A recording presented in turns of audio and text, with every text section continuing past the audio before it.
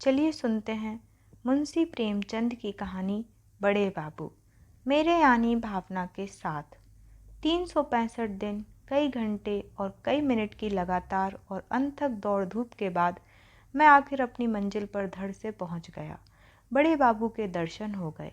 मिट्टी के गोले ने आग के गोले का चक्कर पूरा कर लिया। अब तो आप भी मेरी भूगोल की लियाकत के कायल हो गए। इसे रूपक ना समझिएगा। बड़े बाबू में दोपहर के सूरज की गर्मी और रोशनी थी, और मैं क्या और मेरी बिसात क्या, एक मुट्ठी खाक। बड़े बाबू मुझे देखकर मुस्कुराए। हाय, ये बड़े लोगों की मुस्कुराहट। मेरा अधमरा सा शरीर कांपने लगा। जी मैं आया बड़े बाबू के कदमों पर बिछ जाऊं। मैं काफिर नहीं, गालिब का मुरीद नहीं। जन्नत के होने पर मुझे पूरा यकीन है, उतना ही पूरा जितना अपने अंधेरे घर पर। लेकिन फरिश्ते मुझे जन्नत ले जाने के लिए आए तो भी यकीनन मुझे वह ज़बरदस्त खुशी ना होती जो इस चमकती हुई मुस्कुराहट से हुई। आंखों से सरसों फूल गई। सारा दिल और दिमाग एक बगीचा बन गया। कल्पना ने मिस्र के ऊंचे महल बनाने शुरू कर दिए। सामने कुर्सियों, पर्दों और खस की टट्टियों से सजा सजाया कमरा था। दरवाजे पर उम्मीदवारों की भीड़ लगी हुई थी, और इजानिब एक कुर्सी पर शान से बैठे हुए सबको उसका हिस्सा देने वाले खुदा के दुनियावी फर्ज अदा कर रहे थे। नज़र में आज का तूफान बरपा था, और मैं किसी तरफ आंख उठाकर न देखता था कि जैसे मुझे किसी से कुछ लेना देना नहीं। अचानक एक शेर जैसी गरज ने मेरे बनते हुए महल में एक भूचाल सा ला दिया। क्या काम है? हाय रे ये भोलापन! इस पर सारी दुनिया के हसीनों का भोलापन और बेपरवाही निसार है। इस ड्योढ़ी पर माथा रगड़ते रगड़ते 365 दिन, कई घंटे और कई मिनट गुजर गए। चौखट का पत्थर घिसकर जमीन से मिल गया। ईदू बिसाती की दुकान से आधे खिलौने और गोवर्धन हलवाई की आधी दुकान इसी ड्योढ़ी की भेंट चढ़ गई। और मुझसे आज सवाल होता है, क्या काम है? मगर नहीं, यह मेरी जाति है, सरासर जुल्म। जो दिमाग बड़े बड़े मुल्की और माली तमद्दुनी मसलों में दिन रात लगा रहता है, जो दिमाग डॉक्यूमेंटों, सर्कुलरों, परवानों, हुक्मनामों, नक्शों वगैरह के बोझ से दबा जा रहा हो, उसके नज़दीक मुझ जैसे खाक के पुतले की हस्ती ही क्या। मच्छर अपने को चाहे हाथी समझ ले, पर बैल के सींग को उसकी खबर ही क्या। मैंने दबी जबान में कहा, हुजूर की कदम बोसी के लिए हाजिर हुआ। बड़े बाबू गरजे, क्या काम है? अब की बार मेरे रोए खड़े हो गए। खुदा के फजल से लहीम सहीम आदमी हूँ। जिन दिनों कॉलेज में था, मेरे डील डोल और मेरी बहादुरी और दिलेरी की धूम थी। हॉकी टीम का कप्तान, फुटबॉल टीम का नायब कप्तान और क्रिकेट का जनरल था। कितने ही गोरों के जिस्म पर अब भी मेरी बहादुरी के दाग बाकी होंगे। मुमकिन है 2-4 अब भी बैसाखियाँ लिए चलते या रेंगते हों। बम्बई क्रॉनिकल और टाइम्स में मेरे गेंदों की धूम थी। मगर इस वक्त बाबू साहब की गरज सुनकर मेरा शरीर कांपने लगा। कांपते हुए बोला, हुजूर की कदम बोसी के लिए हाजिर हुआ। बड़े बाबू ने अपना स्लीपरदार पैर मेरी तरफ बढ़ाकर कहा, शौक से लीजिए, यह कदम हाजिर है, जितने बोसे चाहे लीजिए, बेहिसाब मामले हैं। मुझसे कसम ले लीजिए, जो मैं गिनूं, जब तक आपका मुंह ना थक जाए लिए जाइए। मेरे लिए इससे बढ़कर खुशनसीबी का क्या मौका होगा। औरों को जो बात बड़े जब तब बड़े संयम व्रत से मिलती है, वह मुझे बैठे बिठाए बगैर हड़ फिटकरी लगाए हासिल हो गई। वल्लाह हूँ मैं भी खुशनसीब। आप अपने दोस्त, अहबाब, आत्मीय स्वजन जो हों, उन सबको लाएं तो और भी अच्छा। मेरे यहाँ सबको छूट है। हंसी के पर्दे में यह जो जुल्म बड़े बाबू कर रहे थे, उस पर शायद अपने दिल में उनको नाज हो। इस मनहूस तकदीर का बुरा हो जो इस दरवाजे का भिखारी बनाए हुए है। जी मैं तो आया कि हजरत के बड़े हुए पैर को खींच लूं और आपको ज़िंदगी भर के लिए सबक दे दूं कि बदनसीबों से दिल लगी करने का यह मज़ा है। मगर बदनसीबी अगर दिल पर जब्र ना कराए, जिल्लत का एहसास ना पैदा करे, तो वह बदनसीबी क्यों कहलाए। मैं भी एक ज़माने में इसी तरह लोगों को तकलीफ़ पहुंचाकर हंसता था। उस वक्त इन बड़े बाबुओं की मेरी निगाह में कोई हस्ती ना थी। कितने ही बड़े बाबुओं को रुलाकर छोड़ दिया। कोई ऐसा प्रोफेसर ना था जिसका चेहरा मेरी सूरत देखते ही पीला ना पड़ जाता हो। हजार हजार रुपया पाने वाले प्रोफेसरों की मुझसे कोड़ दबकी थी। ऐसे क्लर्कों को मैं समझता ही क्या था। लेकिन अब वह जमाना कहाँ। दिल में पछताया कि नाहक कदमबोसी का लफ्ज़ ज़बान पर आया, मगर अपनी बात कहना ज़रूरी था। मैं पक्का इरादा करके आया था कि उस ड्योढ़ी पर आज कुछ लेकर ही उठूँगा। मेरे धीरज और बड़े बाबू के इस तरह जानबूझकर अनजान बनने में रस्साकसी थी। तभी जवान से बोला, हुजूर ग्रेजुएट हूँ। शुक्र है, हजार शुक्र है। बड़े बाबू हंसे, जैसे हांडी उबल पड़ी हो। वह गरज और वह करख्त आवाज़ ना थी। मेरा माथा रगड़ना आखिर कहाँ तक असर न करता। शायद असर को मेरी दुआ से दुश्मनी नहीं। मेरे कान बड़ी बेकरारी से वे लफ्ज़ सुनने के लिए बेचैन हो रहे थे जिनसे मेरी रूह को खुशी होगी। मगर आहा, जितनी मायूसी इन कानों को हुई है उतनी शायद पहाड़ खोदने वाले फरहाद को भी ना हुई होगी। वह मुस्कुराहट ना थी, मेरी तकदीर की हंसी थी। हुजूर ने फरमाया, बड़ी खुशी की बात है। मुल्क और कौम के लिए इससे ज़्यादा खुशी की बात और क्या हो सकती है। मेरी दिली तमन्ना है मुल्क का हर एक नौजवान ग्रेजुएट हो जाए। यह ग्रेजुएट ज़िंदगी के जिस मैदान में जाएंगे उस मैदान की तरक्की ही होगी। मुल्की, माली, तमद्दुनी गरज की हर किस्म की तहरीक का जन्म और तरक्की ग्रेजुएटों पर ही मुनस्सर है। अगर मुल्क में ग्रेजुएटों का यह अफसोसनाक अकाल न होता तो असहयोग की तहरीक क्यों इतनी जल्दी मुर्दा हो जाती। क्यों बने हुए रंगे सियार दगाबाज जरपस्त लीडरों को डाकेजनी के ऐसे मौके मिलते। तबलीग क्यों मुबल्लिगे अलैहिस्सलाम की इल्लत बनती। ग्रेजुएट में सच और झूठ की परख, निगाह का फैलाव और जांचने तोलने की काबिलियत होना ज़रूरी बात है। मेरी आंखें तो ग्रेजुएटों को देखकर नशे के दर्जे तक खुशी से भर उठती हैं। आप भी खुदा के फजल से अपनी किस्म की बहुत अच्छी मिसाल हैं, बिल्कुल अप टू डेट। यह शेरवानी तो बरकत एंड को की दुकान की सिली हुई होगी। जूते भी डासन के हैं। क्यों ना हो, आप लोगों ने कौम की ज़िंदगी के मय्यार को बहुत ऊंचा बना दिया है और अब वह बहुत जल्द अपनी मंजिल पर पहुंचेंगी। ब्लैकबर्ड पेन भी है, बेस्ट एंड की रिस्ट वॉच भी है। बेशक अब कौमी बेड़े को ख्वाजा खिजर की ज़रूरत भी नहीं, वह उनकी मिन्नत न करेगा। हाय तकदीर और बाय तकदीर, अगर जानता कि यह शेरवानी और फाउंटेन पेन और रिस्ट वॉच यूँ मजाक का निशाना बनेगी तो दोस्तों का एहसान क्यों लेता। नमाज बख्शवाने आया था, रोजे गले पड़े, किताबों में पढ़ा था गरीबी की हुलिया ऐलान है अपनी नाकामी का, न्योता देना है अपनी जिल्लत को। तजुर्बा भी यही कहता था। चीथड़े लगाए हुए भिखमंगों को कितनी बेदर्दी से दुत्कारता हूँ, लेकिन जब कोई हजरत सूफी साफ़ी बने हुए लंबे लंबे बाल कंधों पर बिखेरे, सुनहरा अमामा सर पर बांका तिरछा सान से बांधे, संदली रंग का नीचा कुर्ता पहने कमरे में आ पहुँचते हैं तो मजबूर होकर उनकी इज्जत करनी पड़ती है। और उनकी पाकीज़गी के बारे में हजारों सूबे पैदा होने पर भी छोटी छोटी रकम जो उनकी नज़र की जाती है वह 1 दर्जन भिखारियों को अच्छा खाना खिलाने के सामान इकट्ठा कर देती है। पुरानी मसल है, भेष से ही भीख मिलती है। पर आज यह बात गलत साबित हो गई। अब बीबी साहिबा की वह तंबीही याद आई जो उसने चलते वक्त दी थी। क्यों बेकार अपनी बेइज्जती करवाने जा रहे हो। वह साफ समझेंगे कि यह मांगे जांचे का ठाठ है। ऐसे रईस होते तो मेरे दरवाजे पर आते ही क्यों। उस वक्त मैंने इस तंबीह को बीबी की कमनिगाह और उसका गंवारपन समझा, पर अब मालूम हुआ कि गंवारिनें भी कभी कभी सूझ की बातें कहती हैं। मगर अब पछताना बेकार है। मैंने आजीजी से कहा, हुजूर कहीं मेरी भी परवरिश फरमाएं। बड़े बाबू ने मेरी तरफ इस अंदाज से देखा जैसे मैं किसी दूसरी दुनिया का कोई जानवर हूँ और बहुत दिलासा देने के लहजे में बोले, आपकी परवरिश खुदा करेगा, वही सबका रज्जाक है।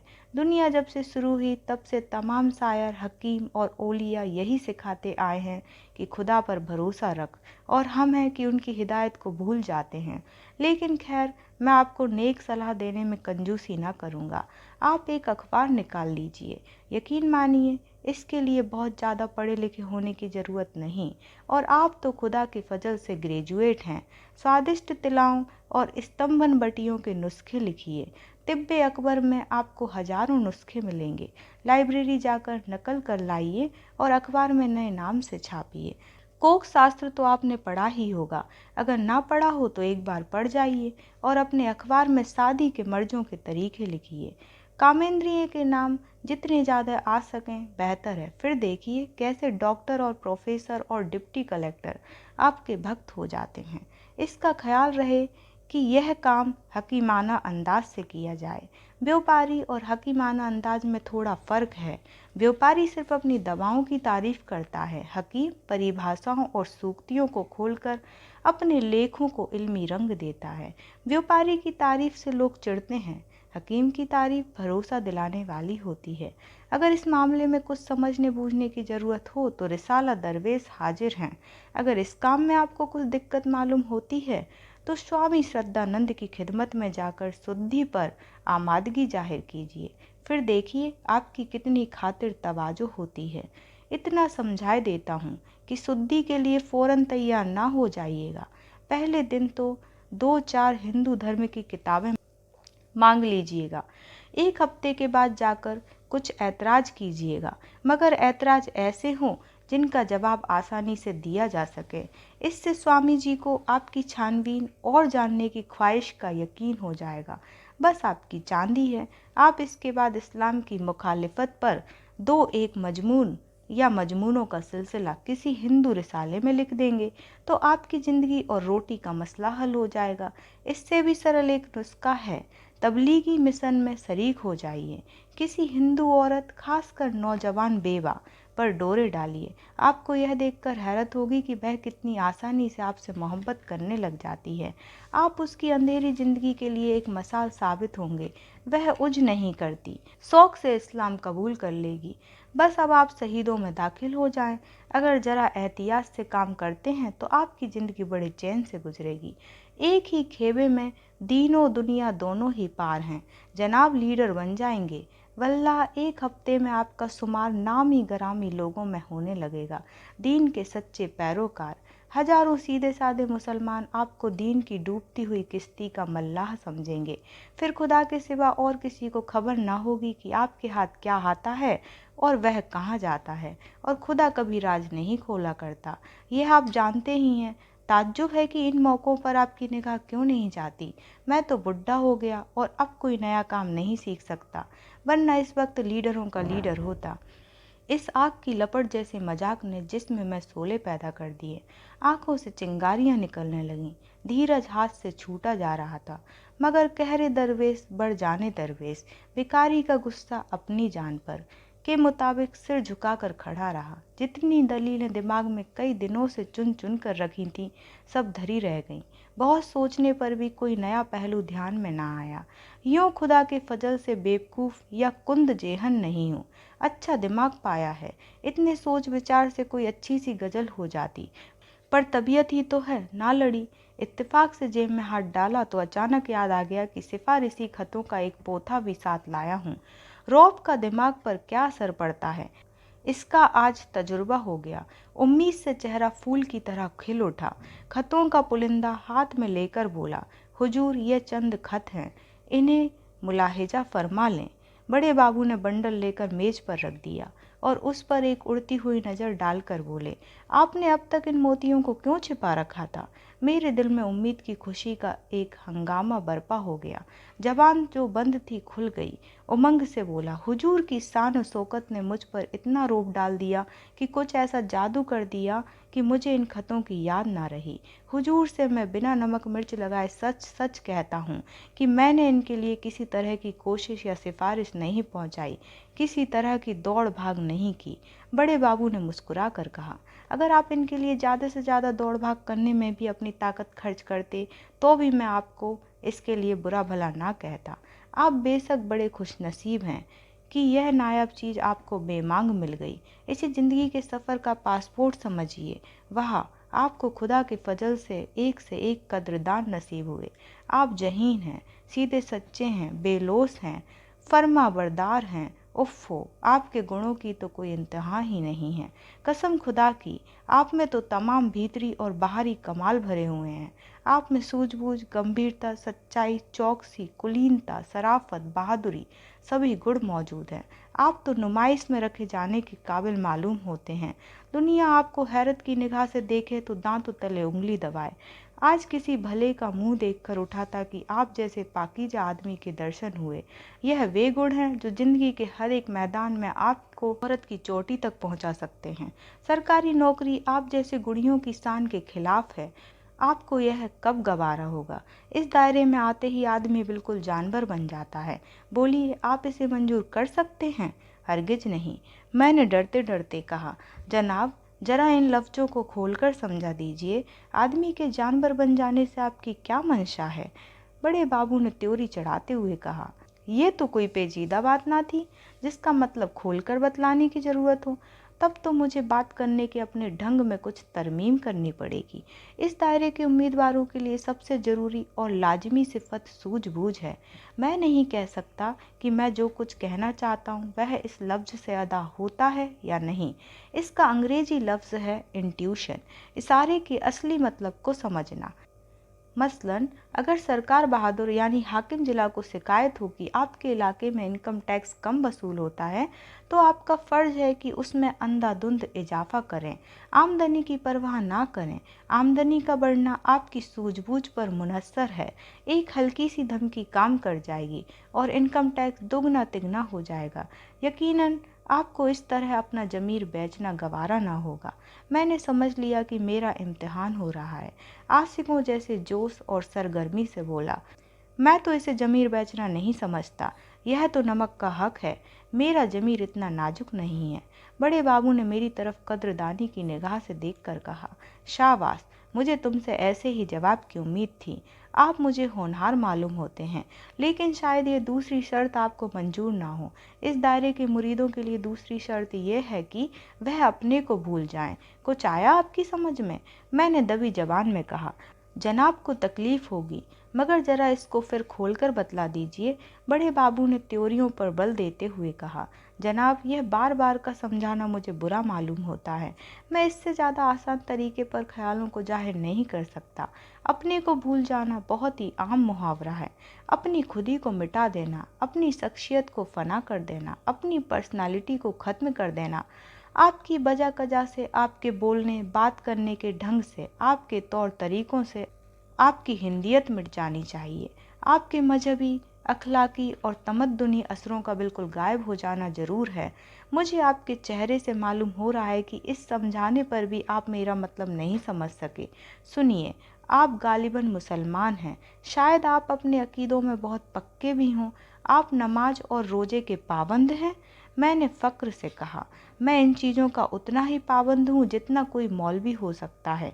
मेरी कोई नमाज कज़ा नहीं हुई, सिवाय उन वक्तों के जब मैं बीमार था।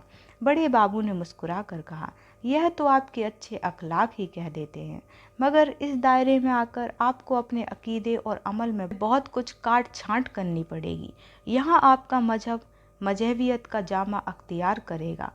आप भूलकर भी अपनी पेशानी को किसी सिजदे में ना झुकाएं, कोई बात नहीं। आप भूलकर भी ज़कात के झगड़े में ना फूसें, कोई बात नहीं। लेकिन आपको अपने मजहब के नाम पर फरियाद करने के लिए हमेशा आगे रहना और दूसरों को आमादा करना होगा। अगर आपके ज़िले में 2 डिप्टी कलेक्टर हिंदू हैं और मुसलमान सिर्फ एक, तो आपका फ़र्ज होगा कि हिज एक्सीलेंसी गवर्नर की खिदमत में एक डेपुटेशन भेजने के लिए कौम के रईसों में आमादा करें।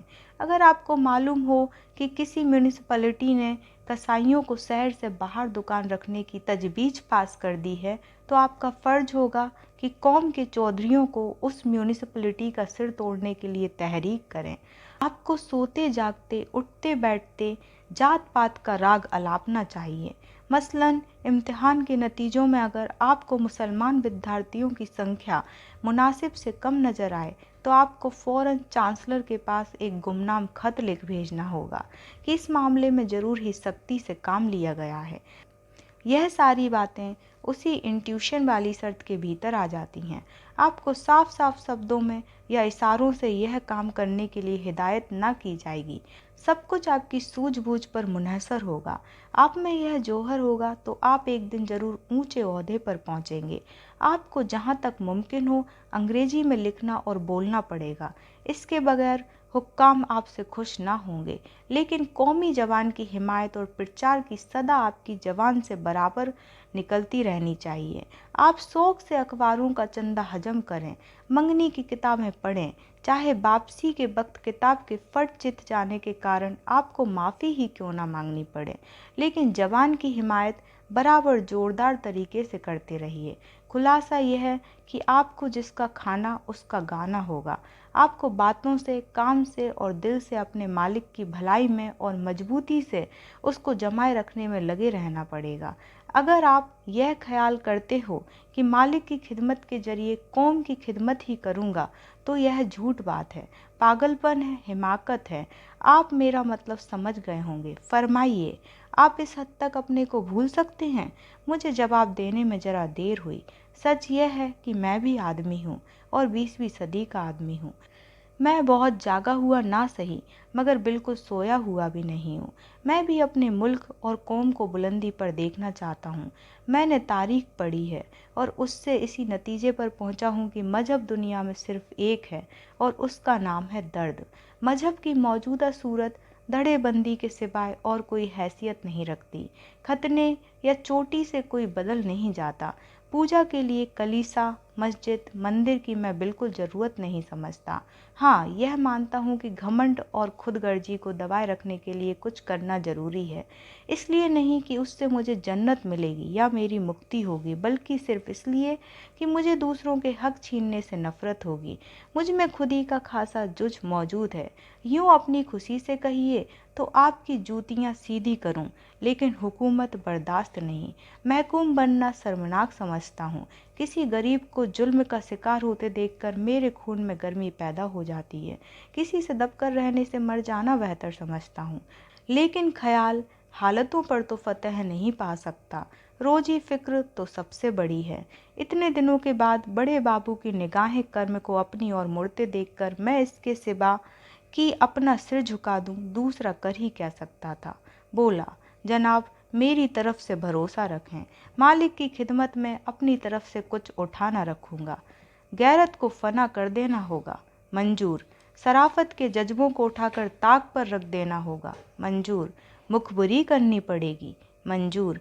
तो बिस्मिल्लाह, कल से आपका नाम उम्मीदवारों की फहरिस्त में लिख दिया जाएगा। मैंने सोचा था कल से कोई जगह मिल जाएगी। इतनी जिल्लत कबूल करने के बाद रोजी की फिक्र से तो आज़ाद हो जाऊंगा। अब यह हकीकत खुली, बरबस मुंह से निकला, और जगह कब तक मिलेगी? बड़े बाबू हंसे, वही दिल दुखाने वाली हंसी जिसमें तौहीन का पहलू खास था। जनाब, मैं कोई ज्योतिषी नहीं, कोई फ़कीर दरवेश नहीं। बेहतर है इस सवाल का जवाब आप किसी औलिया से पूछें।